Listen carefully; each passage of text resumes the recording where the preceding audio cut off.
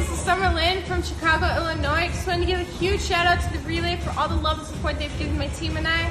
And make sure you stay tuned for all the latest boxing news. Welcome to the motherfucking Relay. We're covering today's top boxing news. Ow! Okay, we'll start with this. Well, another angle of the conversation we had in my previous video in reference to Clarissa Shields, Showtime, her disgruntledness over the situation, the fact that it seems like they failed to mention her and her upcoming fight in what was their fall lineup. And, you know, I talked about that. I don't want to mull over that too much. But there was something else that Clarissa said that was very interesting, and it's that I've already let my team and Showtime know that I would fight on the undercard of Errol Spence, Deontay Wilder, or Manny Pacquiao, any of those big-name fighters, the Twin Charlos, Jermell and Jamal, but I'm not going to fight on the undercard of nobody who's not a world champion, especially on pay-per-view. And, you know, that's not a bad idea. I mean, Katie Taylor's fought on the undercards of Anthony Joshua fights once or twice. That certainly lended itself to Katie's overall exposure. And you know that Katie's set to make a career-high purse, about $1 million for this upcoming Pursuin fight. Pursuin rematch. Clarissa Shields, in spite of having headlined some of her own cards, she hasn't cleared that kind of a payday. Not yet. And Katie's not even headlining that thing. The upcoming Delphine Pursuin versus Katie Taylor rematch is set to go down on the undercard of the White versus Povetkin interim title fight, the main event. Pay-per-view. And yet, Katie's clearing more cash than Clarissa. I think it certainly would help Clarissa Shields' bank account to participate on the undercard of a big-name fight with some big-name fighters, perhaps on a pay-per-view, the same way that Katie Taylor has a couple of times. Not a bad idea. One is left to wonder why the PBC hasn't thought of this themselves, and why haven't they so decided to get in the Clarissa Shields business? I mean, I think she'd fit right in under their banner. She's already right there on Showtime, so there's really no conflict of interest. Why haven't they signed her up? Gotta think about this now. Queensberry Promotions, for a brief period, was in the Nicola Adams business. Top rank, they've got Michaela Mayer and Kim Clavel. Matchroom has a very strong stable of fighters. The strongest, comparatively, Sarlin Promotions. They've got Dina Thorsland, they've got Katharina Thanders, and yet the PBC... They don't have a feist lady. Can argue that Adrian Broner is filling that role with his indecisiveness, his temper tantrums, and his nail polish. Come on now, be serious. I mean, it is curious that the PBC hasn't so invested in the sport of women's boxing like everyone else. The sport is definitely growing. It's better now than it's ever been, and it's only going to get better with time, and yet the PBC here today... They still haven't. In spite of Clarissa Shields, expressed interest in working with them and fighting on one of their undercards for one of their bigger fights. The PBC hasn't really moved on that, and I think it's because the PBC is not actually interested in the well-being, the overall health, and the overall growth of boxing, men's and women's boxing, and really just boxing as a whole, because that's what it is. A good fight's a good fight, whether it's two girls in there, two guys in there. And I don't think that the PBC is all that interested in it, or as interested as some other outfits that are out there. You know, Heather Hardy, I believe she fought on the undercard of some PBC fights. I think Amanda Serrano did too, but you don't see the commitment from the PBC to the growth of the sport that you see from either a Queensberry or a Matchroom or a Sarlin Promotions or a Top Rank. The PBC really don't have a first lady and ambassador for the sport, even though by now everyone can see that's where things are headed. That's where the sport is going. You've got some sensational fighters out there that don't yet have a major deal with a major outfit. You know, yeah, you got Clarissa Shields. She's expressed an interest. But there's also Alicia Baumgartner, a very polished fighter. There's also Tiara Brown, yet another very polished fighter. Serena McCoy. Homegrown, all-American fighters that can represent the PBC brand on the ladies' end of the spectrum, and yet PBC hasn't really moved on any of this. Even though there's an obvious trend. There's an obvious movement that is seeing the sport of women's boxing go to places that it hasn't been yet and grow in ways that it needs to. It's everywhere you look. And things are changing for the better. Except at the PBC offices, except at the PBC HQ. It's all business as usual over there. There's lots of good talent out there to snatch up, you know. It's not just Clarissa. There's Alicia, there's Tiara, there are fighters like Melissa St. Ville or Mary McGee. Serena McCoy. Yes, some of these fighters have existing relationships with other managerial outfits and some smaller promotional outfits, but I don't see why the PBC can't do for those fighters what Top Rank did for Kim Clavel, who's a gym fighter, Yvonne Michelle fighter, based out of Canada. But they're still in the Kim Clavel business. You have a lot of homegrown American talent right here in the States that you could pick up, and you have some foreign fighters that are looking to crack the American market. Fighters like Eva Pietrzkowska, fighters like Ebony Bridges, who need a liaison to the U.S. fight fans, the U.S. market. Wouldn't be at all a bad idea to pick them up. Have those guys fill a couple of slots, you know. Maybe a couple of slots on Fox, maybe a couple more slots on FS1, Showtime. Or is it that the PBC isn't in a position to expand on their stable of fighters as a whole because they're doing damage control? They had plans this year, and for what it's worth, they're going to put on a very good series of fights in the fall. They are. But that has more to do with extenuating circumstances than anything else. You know, they're kind of forced into that situation by the COVID-19 pandemic, that if you don't want 2019 to be a complete wash, you got to do something, and it's got to be good. That in and of itself doesn't necessarily mean that the PBC is in the same position that a Matchroom is to expand on their stable. Well, not just Matchroom. It's everyone else, really, when you think about it. Matchroom's got the biggest stable of all the different stables that have been expanded upon out there, but there's also Golden Boy Promotions to consider. Golden Boy Promotions has not only Franchon Cruz, the unified super middleweight champion, but they also have Sinicia Estrada. They also have Marlene Esparza. Sarlin Promotions has Sophia Leash. They have Katharina Thanders. They have Dina Thorsland. Kim Clavel, Michaela Mayer, top-ranked fighters. We go a little further north. We go to Canada, and not only does Yvonne Michelle have Kim Clavel, who he's sharing with Top Rank, but he also has Marie-Eve DeCare, The IBF junior middleweight champion.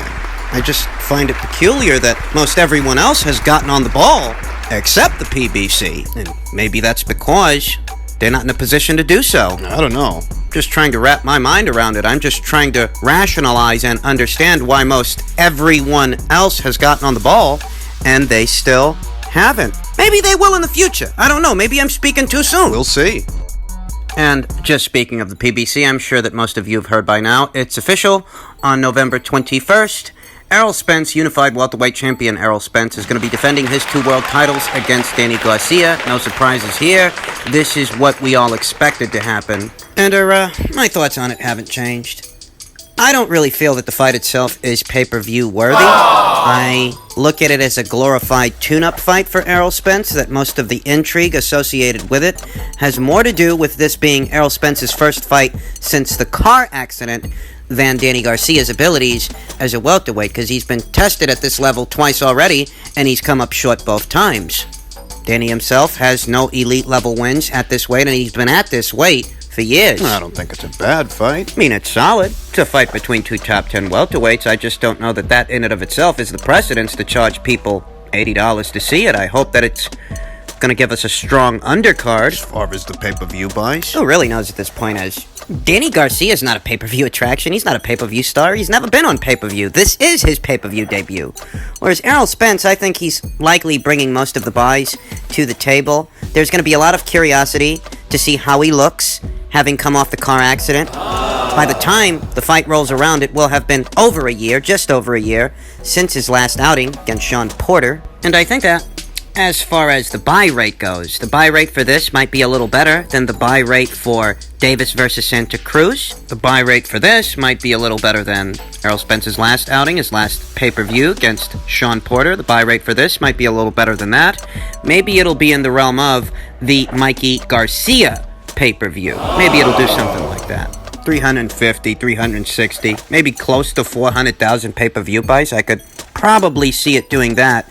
And it's mostly because of the added intrigue. Try and understand that the main selling point for this fight is that this is Errol Spence's first fight since the car accident. And there's been a lot of speculation as to where this guy really is right now. Can he be the same guy that he was before the car accident, or is he irreparably damaged? This thing's got a selling point. That would be it. Because if not for that car accident late last year, I think most people would pick Errol Spence to win this fight and win this fight by way of a points decision, not necessarily by way of knockout, as Errol Spence failed to knock out a blown-up lightweight. So Danny, having more experience, more years under his belt as a welterweight. Mikey. I don't know that Errol can stop this guy. If he couldn't stop a blown-up lightweight Mikey Garcia with no experience in the welterweight division, what are the odds that he's going to stop a Danny Garcia, a guy who's been here for years, experienced at the weight, and just so happens to be able to take a punch? Danny Garcia, he's got a chin. He does. Making the conservative prediction,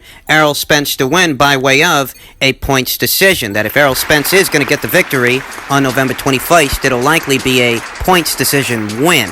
He's a more prolific puncher than Danny. You know, Danny, the bane of Danny Garcia has always been he doesn't do quite enough in these high-level situations. Yeah, he kind of drops the ball. But that is the selling point here. The selling point here isn't whether or not Danny Garcia stands a legitimate chance to beat Errol Spence so much as has the car accident left Errol so irreparably damaged that now, as a result of that car accident, Danny stands a chance. And don't confuse those two things because they're not the same. If not for the car accident, this fight really wouldn't seem all that intriguing. It's for that reason that I look at the fight as a glorified tune-up fight.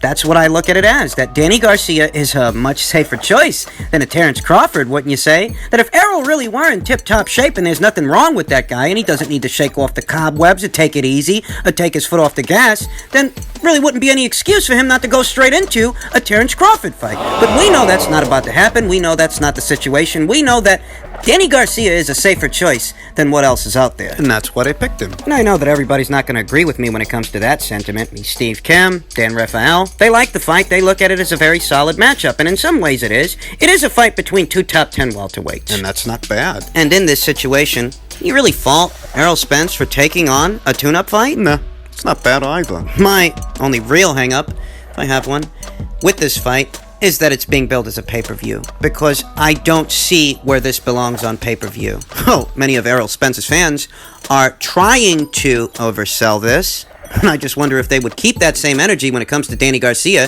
if it were Terrence Crawford that he were fighting, because I'd sooner believe they'd discredit Danny Garcia as an opponent if it were Terrence Crawford he's fighting in November. But since it's Spence, they want to oversell it and blow it out of proportion. Look, we'll talk more about the fight as the fight date approaches. You know, and then Nuke, Rossi Warren was there. He was like, oh, hey, bud, come on.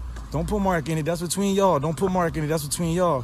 Whatever. And then, like, a couple seconds later, all I hear is, oh. I turn around, and, like, they breaking, they holding motherfucking, they trying to grab Terrence or whatever because he trying to get loose or whatever because apparently he just got sucker punched. So I didn't actually see it. You feel me? But I heard everybody say, oh, and I turned around. You know, it was basically a big altercation, everybody breaking things up and shit. I didn't actually see the sucker punch. Terrence was like, nigga, what you talking about? Nigga, Mark just beat your ass. So then they get to arguing and shit. They face to face, they get to arguing. Gary took off on Terrence and hit him with a right. He hit him with a right hook. Terrence ate the bitch. You feel me? He ain't dropped Terrence or nothing. And then they couldn't fight because right after Gary took off on him, the coaches and everybody grabbed Terrence and grabbed Gary. You know what I'm saying? But long story short, man, Gary Russell, you better not get your motherfucking ass in the ring with Terrence. He gonna damn have kill your motherfucking ass, boy. Man, y'all niggas some suckers, man. That shit crazy. Don't say shit to me. Not none of y'all. These dudes wild. Y'all better not say shit to me. I've been that dog. Stop playing, man. I had more respect for you, Slim. That shit crazy. Don't say shit to me. Don't say shit to me from this point on forth, nigga. If you see me on the street, all that calling, you know what I'm saying? I used to look out for you, get you little tickets and all that for the fights. Don't call my phone for nothing. Hey, Gary, I ain't want to do this shit to you, bruh. But, look, I already beat your ass one time in the amateurs. Let everybody know that before you start talking, bro. Let them know that I already whooped your ass one time. And don't make me get the tape, because I'll pull that motherfucking camera out. You know my daddy recorded every fight that I had. I already beat your ass one time. Nigga, I'll come out of retirement and smoke your little ass out. And Terrence Crawford will beat the fuck out you, man. You too motherfucking little, nigga. Lomachenko punish your little bitch ass. Punk ass boy. Hey, Gary, when I beat your ass, right? You got out the ring and you was crying like a little bitch to your daddy. Well, this is a clear-cut case of playing stupid games winning stupid prizes. It was damn stupid of Gary to think that he could go back in his time machine to embellish certain elements of a story about an altercation between him and Terrence Crawford back when those two guys was kids, when they was in the amateurs. He's sitting there on YouTube, and the barbershop guy, he's egging him on, and you see the toxicity comes from being around these kinds of people like the barbershop guy. Gary Russell, in effect, has made himself look quite the fool, as neither Mark Too Sharp or Carl Dargan are corroborating his story. You didn't break Terrence Crawford's jaw, so why do you want to have people here in 2020 running around believing that? The only thing that either Gary Russell, Carl Dargan, Mark Too Sharp, or Terrence Crawford agree on is that Gary Russell punched Terrence Crawford when they were kids, but Terrence Crawford never denied that. What the hell was Gary hoping to accomplish with all this? Beats me, but he looks quite the fucking fool now for playing to the crowd, for hamming it up on barbershop hallucinations, as it seems that Gary Russell's hallucinating certain elements of this story. You see how Devin Haney almost got himself into a bit of hot water by hanging around these kinds of people, going on a show like that? And you see how Gary Russell looks right now. Like an idiot. Once again, hanging around those kinds of people. Do you see how it comes at the cost of one's better judgment and integrity? As these individuals have no better judgment or integrity themselves. Essentially, you are the company you keep, and when you're in the company of these guys... You see the kind of stuff that happens? These very childish and petty individuals who would go as far as egging Gary Russell on to recount events long since past. Ancient fucking history. And to accomplish what? The only thing this has resulted in is now Gary Russell not only looks a fool, but he looks quite butthurt. The two individuals who were there have come forward, and neither one of them is telling the same story that Gary is. Well, that's what being petty gets you. I mean, what did he think? That he could embellish and exaggerate certain elements of the story because those in attendance had fallen off the face of the earth, died? So he could get away with it. Well, apparently not. Apparently, many of the individuals who were there when this all took place are alive and well, and their account of events doesn't seem to line up with Gary's. And lying about something like this, so many years after it happened, so many years after it took place, only accents what I told you in my previous video. What? This guy's clout chasing. He ain't got nothing to do. They got nothing going on for this guy on the PBC side of things, and he has yet to change his ambiance. So the most that he can do to get attention is bring up old fucking stories. Years ago. And tell them to whoever would listen. Of course, that's the only way he can get any kind of attention right now. He's actually gotten more attention for this internet fiasco than he got for beating Tuksok Nyambia. But not the good kind.